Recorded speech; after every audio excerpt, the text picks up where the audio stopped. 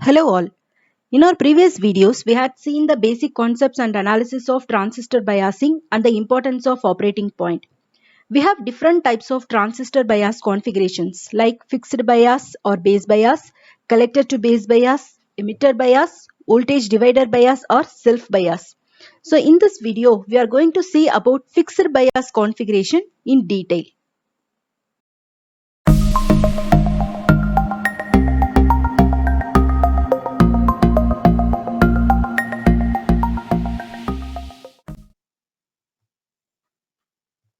This is the common emitter biasing circuit. Here we had two supplies, VCC and VBB. Here VBB is used to forward bias the base emitter junction and VCC is used to reverse bias the collector base junction. Here VBE required to forward bias the transistor is very less. That is, for germanium it is in the order of 0.3 volt and for silicon it is in the order of 0.7 volt. Providing the less amount of voltage through the battery is very difficult. That's why series resistance RB is connected with VBB such that by varying RB we can able to provide the forward bias through VBB. In this circuit, two batteries are used, VCC and VBB. Since it is always convenient to have electronic circuits which works on single battery, that's the fixed bias circuit is the modified version of common emitter biasing circuit. So this is the circuit diagram of fixed bias circuit.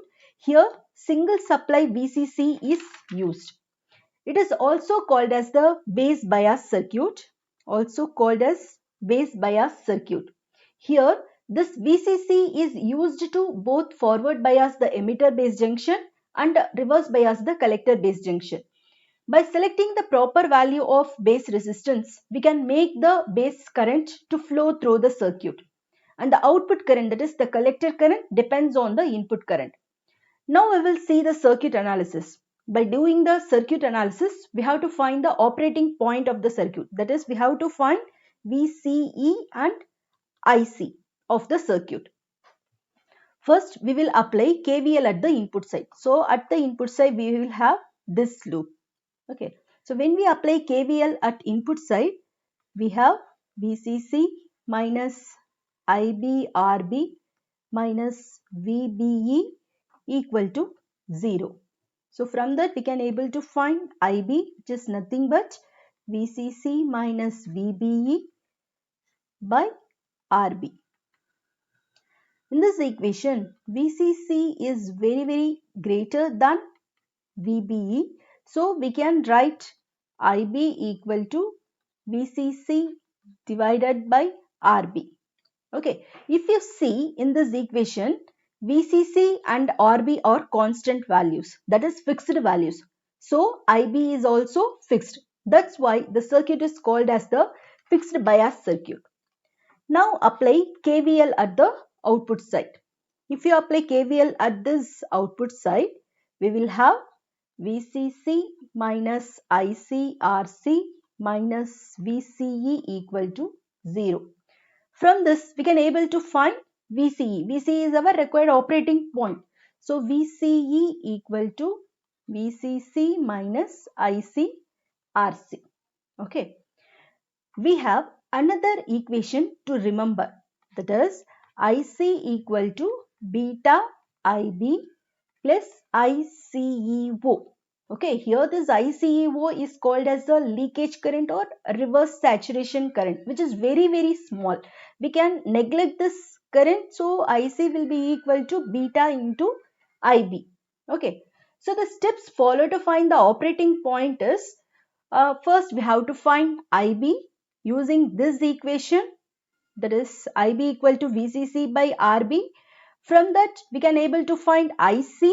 IC is nothing but beta into IB and VCE is can be calculated by using this equation, VCC minus ICRC. So our required operating points are VCE and IC, which can be found out through these equations. The advantages of fixed bias configuration are, it is very simple circuit as it uses few components. It provides maximum flexibility because the biasing conditions are easily set by changing the values of RB. no loading of source VCC as no emitter resistance is used. When you see the disadvantages, it provides poor stability.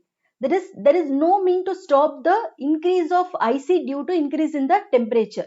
You know, IC is equal to beta into IB plus ICEO. So when the temperature increases, this reverse saturation current starts to increase. Because of this, IC will also increase. When IC increases, the operating point changes. So we have no means to stop the change in the ICs. Okay.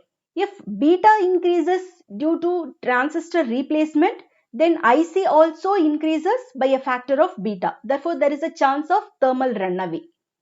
The stability factor in this circuit is very high. That is S equal to beta plus 1.